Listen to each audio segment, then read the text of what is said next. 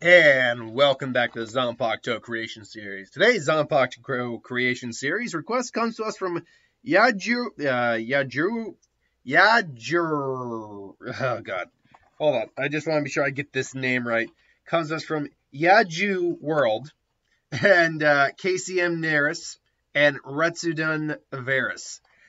You asked, what do I think the Zanpakuto of Itachi Uchiha would look like?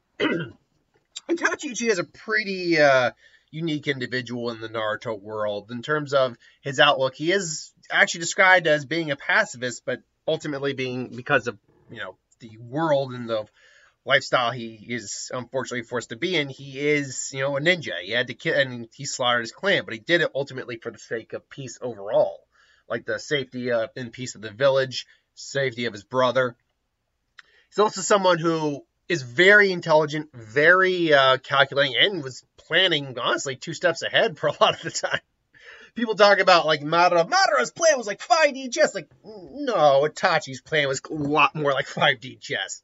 Because Madara was a pawn the whole time, let's be honest. Whereas, Itachi planned even for his resurrection, allowing himself to snap out of his resurrection if he needed to. So, what do I think a Zanpakuto from looks like? Well, first and foremost, I believe it's a keto type. I think we can all agree he's the kind of individual who would have a keto type, 100%. It's also going to be just a standard steel katana. I don't see him having like a tanto. He definitely doesn't have a wakizashi or a kodachi. He's definitely doesn't have a kodachi. In terms of what the release command would be, I think it would be Cloud. Now, not Cloud as in, hey, fluffy thing in the sky, but Cloud as in to cloud someone's vision. So Cloud. The initial name would be Karasu, Crow. I feel like that's pretty much on the nose. Itachi has always been has always been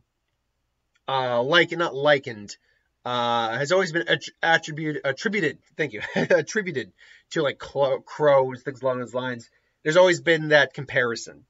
So I think, and the spirit would be the spirit would either be a crow or it would be something that looks like Minazuki's spirit in the filler arc, the Zanpakuto Rebellion arc, where it would be basically a hooded crow-like figure. In terms of what its actual Bankai's name would be, I think it would be Overcast of Crow. So, Karasu no Kumori. So, that's a pretty basic name, but I think that works out pretty well. In terms of the form this Zanpakuto takes, now I don't have anything that really worked for this in terms of images, so use your imagination. But basically, the blade itself is more or less covered in like a liquid shadow, if you will. Kind of similar to ink in the same way that Ichibe's is, but Ichibe's isn't covered in ink, it just produces ink. His sword would actually be looking like it's dripping with a shadow, basically. A liquid-like shadow. And what the Shikai would do is it produces basically black energy crows that can basically be used to blind opponents and attack and cling to opponents. Now, what I mean by this is basically he is producing shadow-esque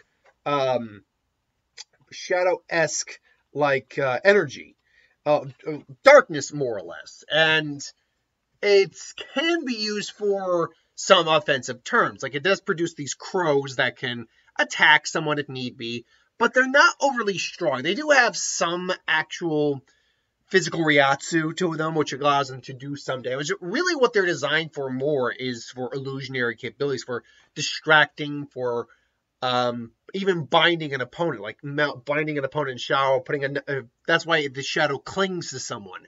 It can cling here and even like bind someone if like a murder of crows were to target the opponent and just, overwhelm the opponent. So I see this as being a good fit because Itachi's always been kind of associated, that was what the term I was looking for initially, has always been associated with crows. He's a very dark kind of individual with positive attributes and, a somewhat pacifist-like mentality. Ultimately, he is still not a very physically threatening individual, though. His abilities lie in his intelligence, his illusionary capabilities, and yes, he does have access to some badass ninjutsu like Fire Style, Amaterasu, Susanoo, but those are like his maxed out abilities, and they're abilities like especially Susanoo that any Uchiha could have.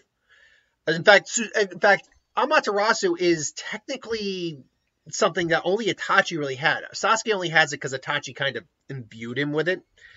But Susanoo, we know any Uchiha, as long as they got the Mangekyo, can achieve. So those abilities aren't really, they're not really tailored to a unique individual for their Zanpakuto, really. But that's the Shikai. But what does the Bankai look like? Well, I think the crows basically multiply, creating more or less a dark sphere or a dark, almost like storm. Think like a hurricane turning into a ball that envelops the opponent in darkness and even hinders their movements. Something akin to what Tozen's Suzumushi and Makarogi does. But instead of creating this dome that you kind of can't, I mean, you could probably escape from it. We never actually see anyone try to actually escape from it. Kenpachi just beat the crap out of Tozen and broke the Bankai. But something akin to that, but you don't lose your sense of hearing. You don't actually lose any of your senses except for your sense of sight. And you're not even losing it. It's all darkness. You can't really see in there. But the difference with this is it actually is, because it's a swirling dark mass of energy, it is actually hindering your movements so you're actually moving slowly or slower. It's tougher to swing your swords, tougher to even use Shunpo, all that. And because it's a swirling mass that Itachi is controlling, he can actually, similar to like Kasame's attack when the water dome moved with the target, this could move with the target as well. Now, anyone with a significant amount of Reiatsu could easily just blast out of the Bankai. Like if Itachi used this against Aizen or Yamamoto or Kenpachi, they would just flex and boosh, blow the Bankai away. But Bankai, I think, is very tailored to Itachi because Itachi was also very skilled at manipulation.